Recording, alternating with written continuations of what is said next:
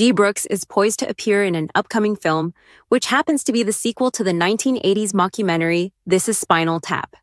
What makes this particularly intriguing is that This Is Spinal Tap was a mockumentary from the mid-1980s centered around a fictional, note the fiction part is key here, English heavy metal band portrayed by actors Michael McKean, Christopher Guest, and Harry Shearer.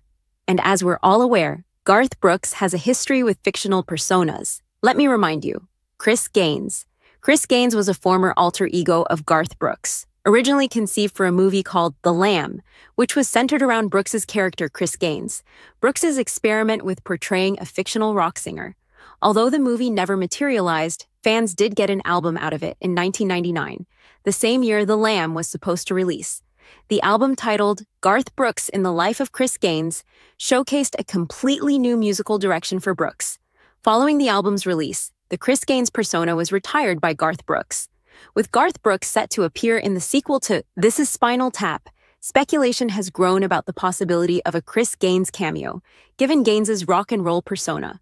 Director Rob Reiner discussed the film in an interview on Richard Herring's podcast, RHLSTP, revealing that 3 musicians would feature in the eagerly awaited mockumentary sequel: Paul McCartney, Elton John, and Garth Brooks. Recently, Garth Brooks has brought up Chris Gaines in several interviews, indicating a revived interest in the persona. He described it as having a life of its own and suggested that it's all coming with an unpredictable future. Brooks clearly takes Chris Gaines seriously, as evidenced by the VH1 mockumentary dedicated to the character, aligning perfectly with Brooks's current sentiments. Could Chris Gaines be making a long-awaited comeback to the stage? Filming for the sequel to This Is Spinal Tap is set to start in 2024, and we're eager to hear your thoughts on this exciting development. Share your opinions in the comments below.